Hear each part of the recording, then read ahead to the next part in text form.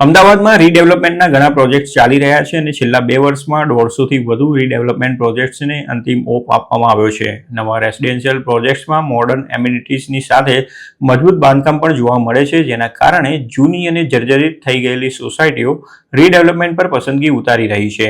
જોકે રીડેવલપમેન્ટમાં ધમધમાટ હોવા છતાં તેમાં અવરોધો પણ ઊભા થતા હોય છે, જેમાં ઘણા રેસિડેન્ટ્સની અવાસ્તવિક અપેક્ષાઓથી લઈને મંદી અને નીતિગત અનિશ્ચિતતાઓનો સમાવેશ થાય છે. સોસાયટીના કેટલાક સભ્યો રીડેવલપમેન્ટ સામે વાંધો ઉઠાવતા હોય છે અને આવા કેસો હાઈકોર્ટ સુધી પણ પહોંચતા હોય છે. જોકે મોટાભાગના કેસમાં તો ચુકાદો સોસાયટીના પક્ષમાં જ આવતો હોય છે. તેમ છતાં કોર્ટ કેસના કારણે પ્રોજેક્ટમાં વિલંબ ઊભો થાય છે. Urban redevelopment housing society welfare એસોસિએશનના પ્રેસિડેન્ટ જીતેન્દ્ર શાહે જણાવ્યું હતું કે 2023માં રાજ્ય સરકારે જંત્રીના દર ડબલ કર્યા ત્યારબાદ શહેરમાં રીડેવલપમેન્ટ ડીલમાં વધારો જોવા મળ્યો છે. માત્ર 2 વર્ષમાં 150થી વધુ રીડેવલપમેન્ટ પ્રોજેક્ટ્સને અંતિમ સ્વરૂપ આપવામાં આવ્યું છે અને લગભગ 600 જેટલી સોસાયટીઓ હાલમાં બિલ્ડર સાથે વાટાઘાટો કરી રહી છે. પાલડી, નારણપુરા, નવરંગપુરા, વાસણા, મેમનગર, વસ્ત્રાપુર અને વાડજ જેવા વિસ્તારોમાં રીડેવલપમેન્ટની વધારે ડીલ થઈ રહી છે. જોકે તેમણે જણાવ્યું હતું કે હાલમાં રિયલ એસ્ટેટ સેક્ટરમાં માંગ ધીમી હોવાના કારણે તેની ગતિ પણ ધીમી પડી ગઈ છે. જો સરકાર જંત્રીમાંથી પ્રીમિયમ એફએસઆઈને અલગ નહીં કરે તો ઘણા પ્રોજેક્ટ્સ અવ્યવહારુ બની જશે અને અનિશ્ચિત સમય માટે ખોરંભે ચડી જશે. જીતેન્દ્ર શાહે બીજો એક મોટો અવરોધ દર્શાવ્યો હતો કે સોસાયટીઓની ડિમાન્ડ ઘણી અવાસ્તવિક હોય છે. પ્રોજેક્ટ મેળવવા માટે ઉત્સુક બિનઅનુભવી બિલ્ડર્સે એક સમયે ભવ્ય ઓફરો કરી હતી, જે ક્યારેય સાકાર થઈ શકી નહોતી. હવે જ્યારે અનુભવી બિલ્ડર્સ સોસાયટીઓનો સંપર્ક કરે છે ત્યારે સોસાયટીના સભ્યો એવી જ ઓફરોની અપેક્ષા રાખે છે અને તેના કારણે વાટાઘાટો મુશ્કેલ બને છે. આવી અવાસ્તવિક અપેક્ષાઓને કારણે ઓછામાં ઓછી 200 સોસાયટીઓ હાલમાં અટવાઈ ગઈ છે.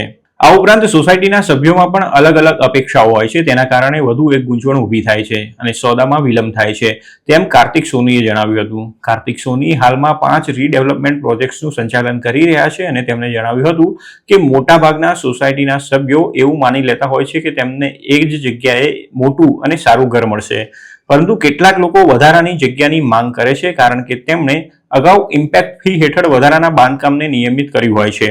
અન્ય લોકો ચોક્કસ બિલ્ડરો ઈચ્છે છે અથવા તો એપાર્ટમેન્ટની ફાળવણી અંગે ચિંતા વ્યક્ત કરતા હોય છે, જેના કારણે વધુ વિલંબ થતો હોય છે. ઘણી વખત તો બધી જ બાબતો બરાબર રીતે થાય છે, પરંતુ સોસાયટીના જ કેટલાક સભ્યો કે ફ્લેટ માલિકો રીડેવલપમેન્ટ સામે વાંધો ઉઠાવતા હોય છે અને મામલો કોર્ટમાં જાય છે. આવો જ એક કેસ હાલમાં હાઈકોર્ટમાં આવ્યો હતો, જેમાં વેજલપુરમાં સ્વામી વિવેકાનંદ નગર કોઓપરેટિવ હાઉસિંગ સોસાયટીના અસંમત સભ્યો દ્વારા દાખલ કરવામાં આવેલી કન્ટેમ્પ્ટ અરજીઓને હાઈકોર્ટ દ્વારા ફગાવી દેવામાં આવી હતી. એટલું જ નહીં, હાઈકોર્ટે અરજદારો પર 10,000 રૂપિયાનો દંડ પણ ફટકાર્યો છે. હાઈકોર્ટે તેમની અરજીને બકવાસ ગણાવી હતી અને કહ્યું હતું કે તેનો હેતુ રીડેવલપમેન્ટ પ્રક્રિયામાં અવરોધ ઊભો કરવાનો હતો. Justice A.S. સુપેહિયા અને ગીતા ગોપીની બેન્ચે ચુકાદો આપ્યો હતો કે અરજીમાં કરવામાં આવેલા આરોપો પાયાવિહોણા હતા અને કહ્યું હતું કે હાલની અરજીઓ ખોટી દિશામાં દોરાયેલી છે અને ખોટી રજૂઆત કરીને ઓર્ડર મેળવ્યા હોવાનો આરોપ લગાવીને રીડેવલપમેન્ટ પ્રક્રિયાને અવરોધવાના હેતુ સાથે દાખલ કરવામાં આવી છે. હાલની અરજીઓ દાખલ કરીને અરજદારોએ હકીકતમાં આ કોર્ટનું અપમાન પણ કરવાનો પ્રયાસ કર્યો છે. આ વ્યર્થ અરજીઓ દાખલ કરીને અરજદારોએ કોર્ટનો કિંમતી સમય બગાડ્યો છે. વેજલપુરમાં સ્વામી વિવેકાનંદ નગર કોઓપરેટિવ હાઉસિંગ સોસાયટી 1969માં બની હતી. સોસાયટીએ 2019માં રીડેવલપમેન્ટ માટે એક્સેલ લાઈફ સ્પેસ LLP પર પસંદગી ઉતારી હતી. 93% ફ્લેટ માલિકોએ સંમતિ આપી હતી અને તે માટેનો એક MOU પણ સાઇન કરવામાં આવ્યો હતો. જોકે 4 સભ્યોએ આ પ્રોજેક્ટ સામે વાંધો ઉઠાવ્યો હતો અને ત્યાંથી કાયદાકીય લડાઈ શરૂ થઈ હતી. જૂન 2022માં સિંગલ જજ બેન્ચે રીડેવલપમેન્ટ માટેનો ચુકાદો આપ્યો હતો.